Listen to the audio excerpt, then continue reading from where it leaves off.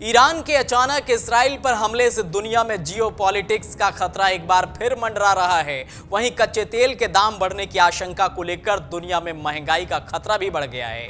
Gold और silver के record high पर जाने का अनुमान है, तो कुछ देशों के लिए एक्सपोर्ट इंपोर्ट बिजनेस भी प्रभावित हो सकता है, जिसके साथ ही इन दोनों देशों की अर्थव्यवस्था पर भी असर होना संभव है। ऐसे में हम आपको बताने वाले हैं कि ईरान और इजराइल जीडीपी के मामले में कहां पर हैं और महंगाई किस देश में ज्यादा है। इसके साथ ही इन दोनों देशों में एवरेज इनकम क्या है, इसके अलावा किस देश में बेरोजगारी सबसे ज्यादा है, तो आइए जानते हैं। महंगाई के मोर्चे पर ईरान की हालत बेहद खराब हो चुकी है। सब्जियों से लेकर अन्य जरूरी चीजें यहां आसमान छू रही हैं। ईरान में महंगाई दर इजराइल की तुलना में करीब 10 गुना ज्यादा है। ईरान में महंगाई दर 43.49% है, जबकि इजराइल में महंगाई दर 4.39% है। ईरान में बेरोजगारी दर 11% है, तो इजराइल में बेरोजगारी दर 3.5% है।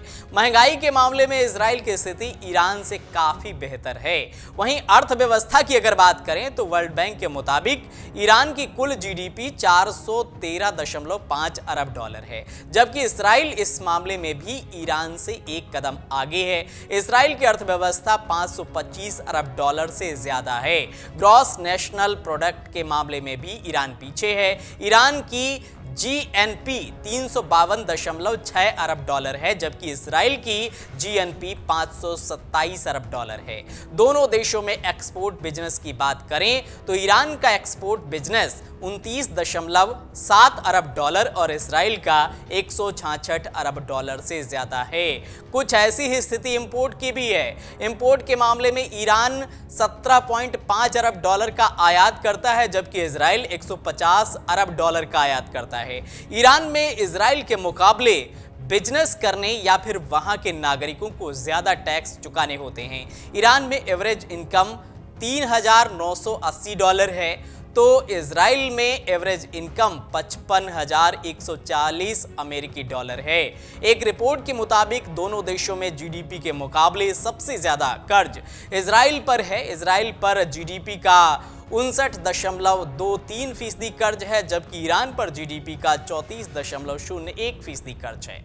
दोनों देशों को लेकर ऐसी चर्चा क्यों हो रही है, तो इसको भी समझ लेते हैं। दरअसल 1 अप्रैल को सीरिया में ईरानी दूतावास पर हमले हुए, जिसके बाद ईरान ने इजराइल पर हवाई हमले किए। इससे पहले ईरान के सर्वोच्च नेता अयातुल्ला अली खोमेनेई ने कहा कि इस्राइल को उसके ऑपरेशन के लिए दंडित किया जाना चाहिए और किया भी जाएगा। चेतावनी के बाद ईरान ने शनिवार देर रात इस्राइल पर 330 मिसाइलें दाग दी। इस दौरान ड्रोन हमले भी किए गए। आपको बता दें कि दूतावास पर हमले का आरोप इस्राइल लगा रहा है। अगर आप ये वीडियो YouTube पर देख रहे हैं तो हमारे चैनल को सब्सक्राइब करें और बेल आइकन को दबाना ना भूलें। अगर आप Facebook पर ये वीडियो देख रहे हैं तो हमारे पेज को लाइक करें।